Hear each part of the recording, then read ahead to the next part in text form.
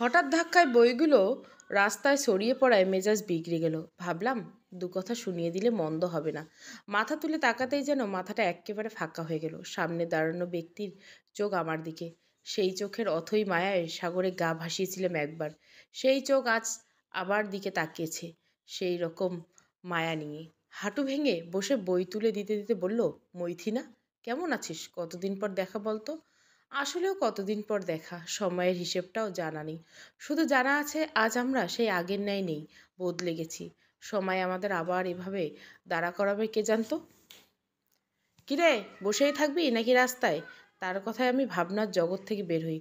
তার সাথে কি দিয়ে কথা শুরু করব বুঝতে পারছি না। ভাবনা চিন্তা বাদ দিয়ে জিজ্ঞাসা করে উঠলাম, তুমি এখানে কবে আসলে? কি ভাই? তোর ভাই বলাটা গেল না তাই না? এই তো গত মাসে এখানে ট্রান্সফার হলো। তবে কেমন চলছে জীবন? চলছে আর কি। আমি যাই তবে। দেখা হয়ে ভালো লাগলো বলে ছুট লাগালাম। আর কিছুক্ষণ থাকলে হয়তো দম বন্ধ হয়ে যেত। রাস্তার মোড়ে এসে রিক্সার জন্য দাঁড়িয়ে রইলাম। এই এক সমস্যা, দুপুরবেলা রিক্সা পাওয়া ভার এখানে।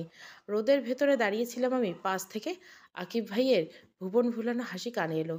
তোর ছুট ছুট পালাই পালাই স্বভাবটা গেল না তাই না? সত্যি কাজ ছিল তো তাই। লজ্জায় মিশে যেতে ইচ্ছে করছে। থাক, আর লজ্জা পেতে হবে না, চল হাঁটি। এখানে রিক্সা পাবি না।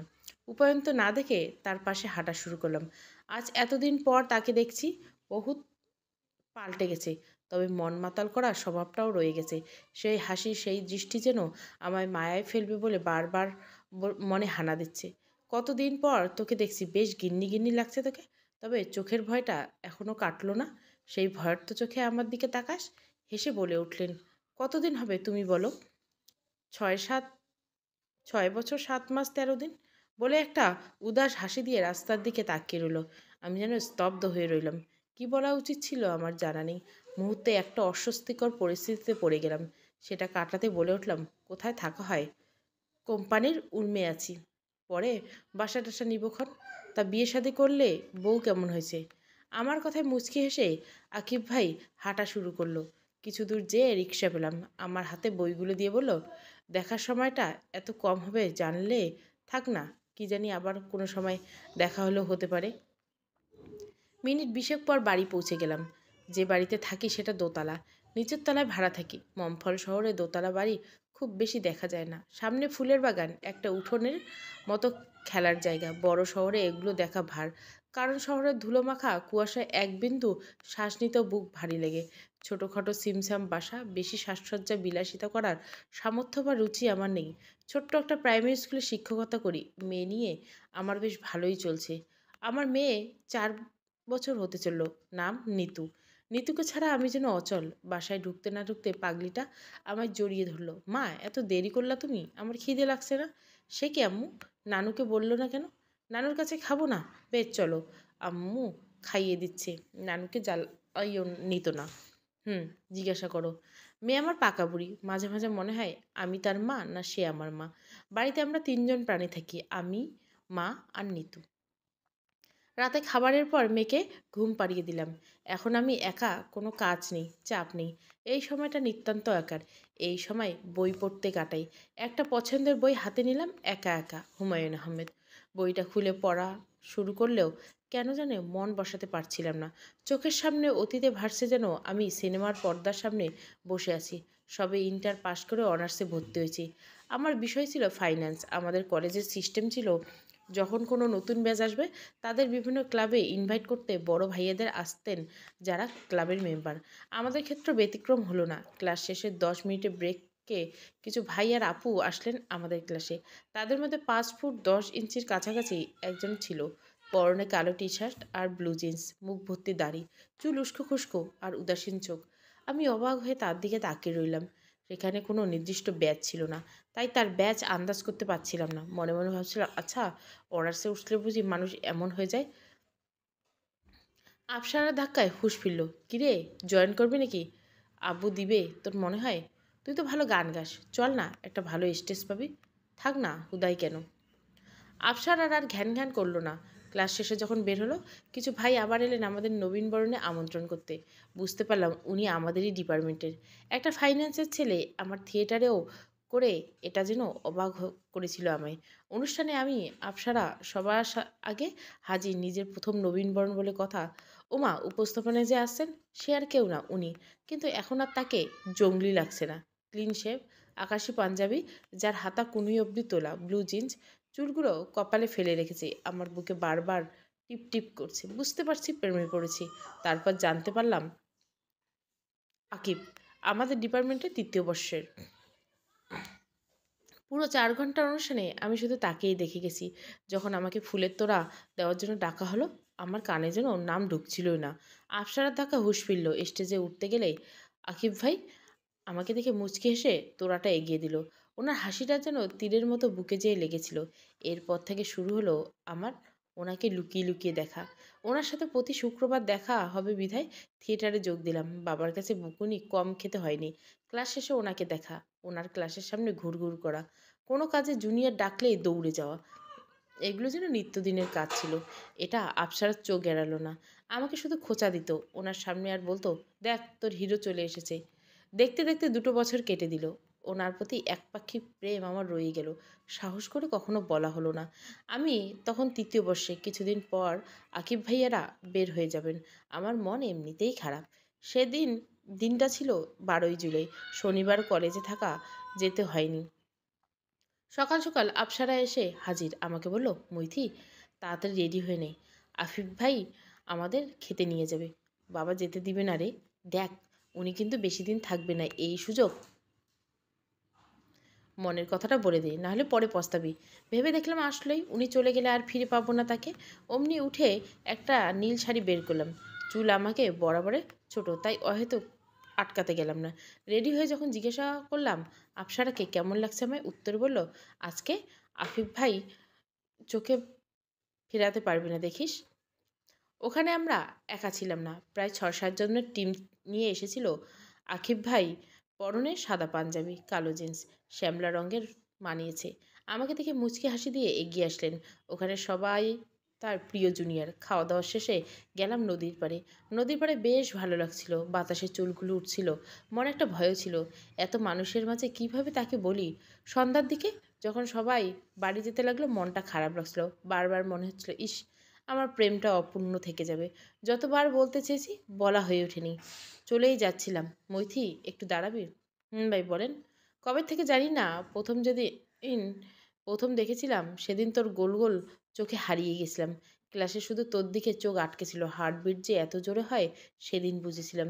যেদিন দ্বিতীয়বার তোকে দেখার জন্য আবার তোদের ক্লাসে যাই, তুই তখন থিয়েটারে জয়েন করছিস। আমি যেন চাঁদ পাওয়ার মতো খুশি হয়েছিলাম। বুঝতে পারছিলাম এই পিচ্চির প্রেমে পড়ছি, একে ছাড়া আমার চলবে না। কাজ শেষে তোর প্র্যাকটিসে বসে থাকতাম, যাতে তোর গান শুনতে পারি। অন্য অনেকেও থাকলেও তোর সাথে আবৃত্তি করতে চাইতাম। বারবার তোকে বলতে চাইতাম, ভয় হতো তুই যদি মানা করে দিস। আমায় দেখলে তো ছুট ছুট পালাই পালাই করতে। তবে আজ না বলে পারলাম না। মৈথি, ভালোবাসি তোকে, খুব ভালোবাসি। আমার বুকে যেন কেউ ঢোল তবলা বাজাচ্ছে। মাথাটা ফাঁকা হয়ে গেছে। যাকে আমিও ভালোবাসি সেও আমাকে ভালোবাসে। 7-5 না ভেবে দৌড়ে জড়িয়ে ধরলাম, যেন ছেড়ে দিলে হারিয়ে যাবে।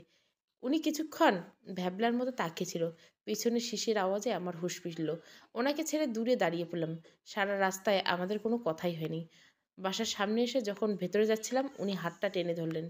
পেছনে ফিরতে উনি আমাকে কাছে টেনে নিলেন আমায়। পরশু চলে যাচ্ছি, একটা চাকরির ব্যবস্থা না করে এখানে আসা হবে না। জানি না কতদিন লাগবে, তবে আমি খুব তাড়াতাড়ি ফিরে আসবো। ওনার কথাটা শুনে চোখ থেকে যেন পানি থামছেই না। মুখটা তুলে কপালে ঠোঁট ছুঁয়ে পানি মুছে দিলেন। ওনার উষ্ণ ছোঁয়ায় আমার শরীর যেন জমে গেল। মনে মনে হাজারো বসন্ত চলে এসেছিল। নিজেকে কিছুতেই ধরে রাখতে পারছিলাম না।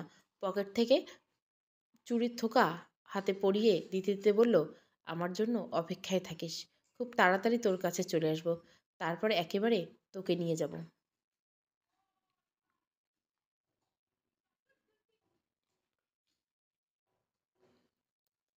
তার উষ্ণ ঠোঁটের উষ্ণ ছোঁয়া ছিল তার প্রথম এবং শেষ ছোঁয়া। তার ছোঁয়ায় যেন মাতাল হয়ে গিয়েছিল আমার মন। তার দেওয়া চুড়িগুলো এখনও সামলে রেখেছি। একদিন পর ঢাকায় পাড়ি দেয় আকিব ভাই। স্বপ্ন কুড়াতে এবং আমার কাছে থেকে যায় তার স্মৃতি। মাঝে মাঝে যোগাযোগ হতো। সময় যেতে থাকে। বেচারা তোড়জোড় শুরু করে দেয় চাকরির। সাথে MBA এর পড়াশোনা চালিয়ে যায়। 3 মাস 4 মাস যেতে না যেতেই আমার বিয়ের তোড়জোড় শুরু করেন বাবা। তার মুখের উপর কথা বলার সাহস না আমার ছিল না মায়ের। আকিব ভাইকে জানালাম, তিনি জানালেন, মৈথি আমাকে একটু সময় দে। এই সময় আমার হাত দুটো বাঁধা। একটা চাকরির ব্যবস্থা হলে আমি তোর বাবার কাছে সম্বন্ধ নিয়ে যাচ্ছি। আকিব ভাইয়ের বাবা শুনবেন না, একটু চেষ্টা করো। বাবাকে অনেক সাহস করে বলেছিলাম, বিনিময়ে আমার ঘর থেকে বের হওয়া বন্ধ করে দিলেন। এক প্রখ্যাত ডাক্তার, টাকা পয়সার অভাব নেই, এমন ছেলে বেছে নিলেন আমার জন্য। আকিব ভাইকে যে জানাবো সেটাও হয়ে উঠল না। খুব দ্রুত আমার বিয়ে দিয়ে দিলেন। আফসারাকে বলেছিলাম যাতে আকিব ভাইকে জানিয়ে দেয়। আকিব ভাইকে আফসারার মাধ্যমে জানিয়েছিল আমি কি তার সাথে পালিয়ে যাব কিনা। বাবার সম্মানের খাতিরে ফিরিয়ে দিয়েছিলাম। লোকটা সেদিন কেঁদেছিল প্রচুর। পুরুষ মানুষ নাকি সহজে কাঁদে না, কিন্তু কষ্ট পেলে নাকি খুব কাঁদে। বিয়ের পর আমার নতুন জীবন শুরু হলো। আমার স্বামী নিতুর বাবা ছিলেন প্রখ্যাত ডাক্তার। টাকা পয়সার কোনো অভাব রাখেননি তিনি। অভাব ছিল সম্মানের।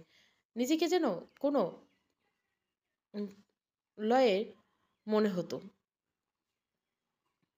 আমার জীবনের দাম আমার মনের দামের ঢের বেশি ছিল তার কাছে। শরীরের দাগগুলো তার প্রমাণ দিত। 2 বছর হয়ে যাবার পর ও বাচ্চা হচ্ছে না বলে ওনার আর ওনার পরিবারের মানুষের ক্ষোভ বাড়তে থাকে। তারা আমাকে বাজা বলে সম্বোধন করতে থাকে। একসময় জানতে পারলাম ওনার নার্সের সাথে অবৈধ সম্পর্ক আছে। আর মাটি আঁকড়ে থাকতে পারলাম না। দুই পরিবারের সাথে কথা বলে ডিভোর্স ফাইনাল করলাম। যেদিন ডিভোর্স ফাইনাল করলাম সেদিন জানতে পারলাম আমি একা নেই, একটা জান আমার ভেতরে আছে। ওনাদের জানালাম না, হয়তো জানলে ডিভোর্স হতো না। তবে ওই লোকটার সাথে আমার সংসার করার ইচ্ছে ছিল না। বাচ্চাটাকে আমি শেষ করতে পারলাম না, সে তো আমারই অংশ। তাই বাবার কাছে চলে এলাম। এখানেই ডেলিভারি হলো। বাবা মারা গেছেন 1 বছর হতে চললো। এখন আমি, মা আর নিতুই এখানে থাকি। ওই বাসাটা ছেড়ে নতুন বাসায় নতুন জীবন। মায়ের ডাকে ঘুম ভাঙলো। নিজেকে বারান্দার চেয়ারে পেলাম। তার মানে এখানেই ঘুমিয়ে পড়ছিলাম। স্কুল যেতে হবে, তাই তাড়াতাড়ি উঠে রেডি হয়ে নিলাম। নিতু বায়না করতে লাগলো ও আমার সাথে যাবে। মাও সায় দিল অগত্যা। এই দুইজন এমন যে তাদের কথা আমার শুনতেই হয়। স্কুলে যাওয়ার জন্য মা মেয়ে বাড়ি থেকে বের হলাম। কি অবস্থা, রিক্সা নেই। আমার ক্লাস 9টা থেকে 8টা 45 বাজে। হঠাৎ হর্নের আওয়াজে ধ্যান ভাঙলো। চেয়ে দেখি আকিব ভাই গাড়ি নিয়ে দাঁড়িয়ে আছে। আমরা এগোচ্ছি না দেখে বেরিয়ে এলেন। মেয়েকে সাথে দেখে বললেন, তোর নাম কি? নাম কি বাবু তোমার? নিতু। বাবু সালাম দাও আঙ্কেলকে। আসসালামু আলাইকুম নিতু। বাহ, মেয়েটা তো তোর মতো রে মৈথি, তাই নাকি? কোথায় যাচ্ছিস তোরা? স্কুলে যাচ্ছি। আজকে উনি সাথে যাবেন বায়না করছেন। চল আমিও যাই। তুমি বাসা খুঁজে পেলে কী করে? খুঁজলে গুপ্তধনও পাওয়া যায়। চল চল, দেরি হয়ে যাচ্ছে তোর। গাড়িতে উঠে এলাম। নিতু সামনে বসা আর আমি পেছনে। নিতু যে প্রচুর মিশুক তা নয়, অপরিচিতর সাথে একদম মিশে না। অথচ আকিব ভাইকে সাথে পুরো মিশে গেছে। কোনো পাকা পাকা কথা। আঙ্কেল তুমি কে? আমি তোমার আম্মুর একটা বন্ধু। বন্ধু কি? বন্ধু মানে যে তোমার ভালো চায়। তাহলে তুমি আমার বন্ধু হবে? কেন হব না সোনা? তাহলে আজকে তুমি আমার সাথে খেলবে? নিতু সোনা, আঙ্কেলের কাজ আছে। আমি, তুমি আসবে না আঙ্কেল? কেন আসবে না বাবা? বিকেলে তোমাকে আর তোমার আম্মুকে নিতে আসবো। আকিব ভাই ও বাচ্চা, তো বাচ্চার ইচ্ছে কি পূরণ করতে নেই? তবে বড় মানুষের ইচ্ছে পূরণ করি। আমার স্কুল এসে গেছে, চলো নিতু। আমি নিতুকে নিয়ে নেমে পড়লাম। একে মমফল, তার উপর ডিভোর্সি মানুষ, নানা কথা রটাবে। আকিব ভাইয়ের জেদটা অনেক। ওনার সাথে কথার প্যাচে পারবো না, তাই কথা না বাড়িয়ে চলে আসতে লাগলাম। ওমা, নিতু দৌড়ে যেয়ে ওকে জড়িয়ে ধরলো। আকিব ভাইও পরম যত্নে ওকে আগলে ধরলো। ক্লাস শেষে বাড়ি যাবো দেখি গেটের বাইরে আকিব ভাই দাঁড়িয়ে আছে। নিতু অমনি দৌড়ে ওর কাছে গেল। একটা রেস্টুরেন্টে নিয়ে গেল আমাদের। আমি মানা করলাম, কিন্তু কে শুনে কার কথা? উনি এখন মহারাজা যে। নিতু প্রেজেন্ট খেলতে লাগলো। আমি ফাঁকে আমি কথাই পড়লাম, আকিব ভাই আমি কিন্তু বিবাহিত, একটা মেয়ে আছে। তো ডিভোর্স হয়ে গেছে। সময় সবাইকে দ্বিতীয় সুযোগ দেয় না মৈথি।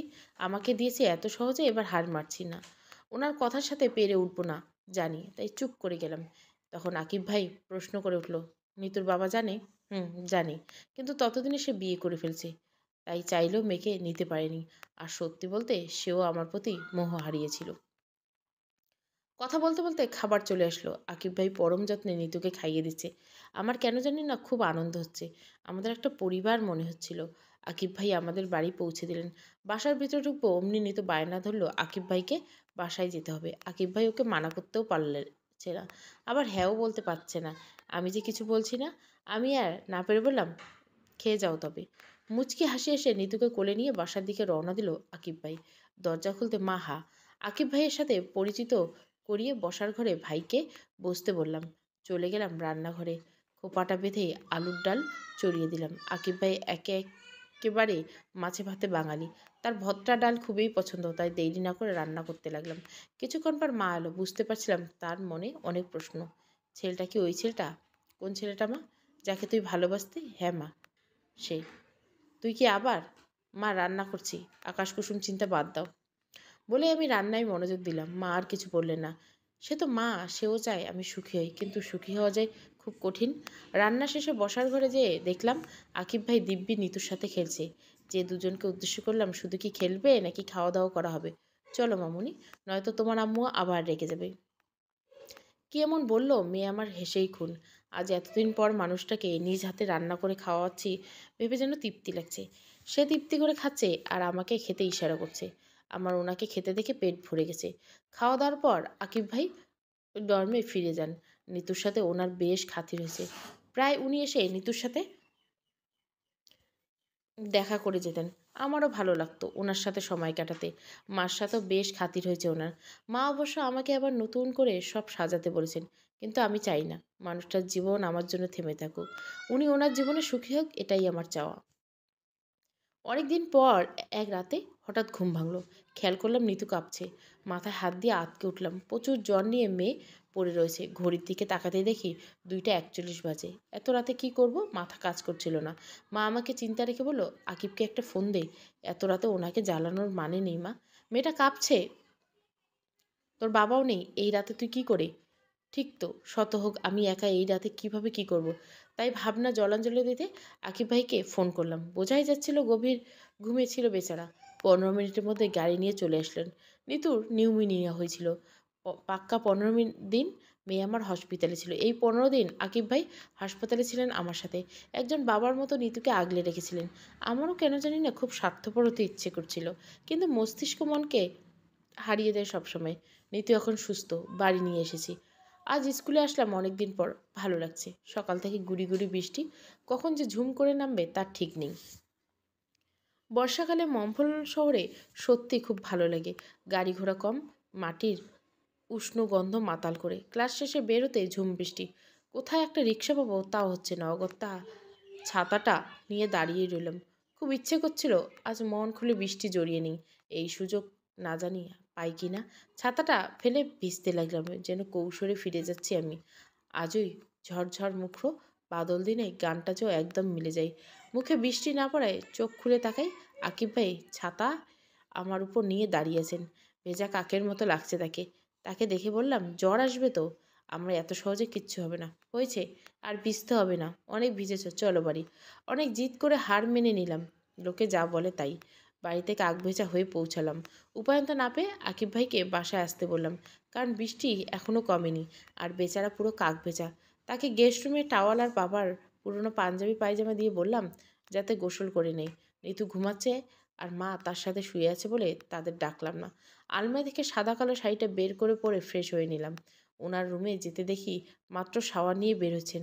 মাথা থেকে এখনও পানি পড়ছে। আমি ইশারা করলাম যাতে সে বসে, আর টাওয়াল দিয়ে তার মাথা মুছতে লাগলাম। মাথা মুছতে মুছতে বলে উঠলাম, একটা বিয়ে করলেই তো পারো আকিব ভাই।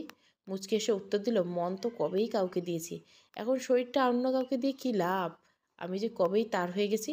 সে জ্যোৎস্না হয়ে আমার জীবনে এসেছিল। বলে উঠে দাঁড়ালাম। ব্যাগ থেকে একটা শাড়ি বের করে আমার হাতে দিয়ে আবার বললেন, এই শাড়িটা আমার প্রথম বেতন দিয়ে কিনেছিলাম, কিন্তু দেওয়ার মতো মানুষটা তখন অন্য কারো হয়েছিল। আজ আবার তাকে পেলাম, এবার আর হারাতে দিচ্ছি না। বলেই আমাকে জড়িয়ে ধরলেন। আমার ভেতরে তোলপাড় হচ্ছিল। খুব ইচ্ছে করছিল তাকে কাছে টেনে নিই, কিন্তু আমি সত্তাকে যেটাকে নিয়ে আমার অভিমান, সেটা বাদ ছাড়লো। ধাক্কা দিয়ে সরিয়ে দিলাম। আকিব ভাই কিছুক্ষণ আমার দিকে দৃষ্টিতে তাকিয়ে রইলেন, যেন মানতেই পারছেন না। আমি মাথা নিচু করে বললাম, যা চলে যায় তা আর ফিরে আসে না। আকিব ভাই কোনো কথা বলেনি, মাথা নিচু করে বেরিয়ে গেলেন। বাইরে ঝড় হচ্ছে, আমার মনের ভিতরে ঝড় চলছে, কিন্তু বাইরের ঝড় সব তোলপাল করতে সক্ষম। অথচ আমার মনের ভিতরে শুধু আমাকে তোলপাল করছে। দিন 7 হয়ে গেছে, আকিব ভাইয়ের কোনো খবর নেই। না নিতুর সাথে দেখা করে, না আমার সাথে।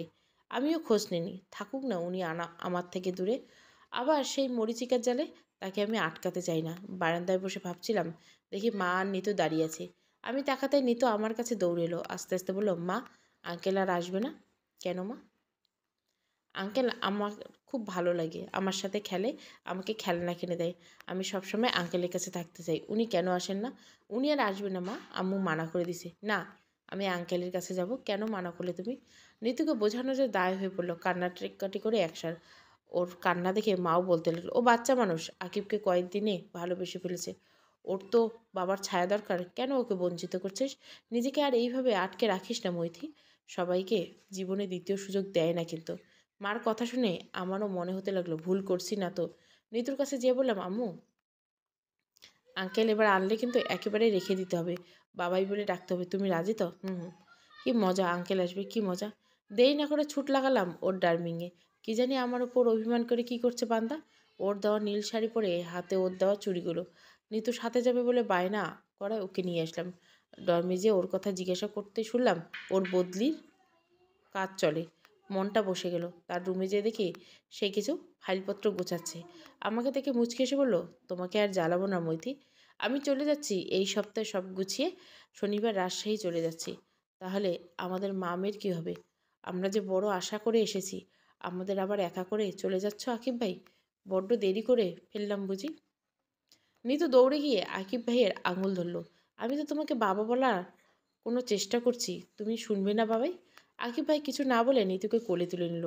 তার চোখ টলমল করছে, যেন এক্ষুনি অশ্রুগুলো চোখ জোড়াকে মুক্ত করে বয়ে পড়বে। আমার কাছে এসে বললেন, এবার কিন্তু কোনো ছাড় দিব না।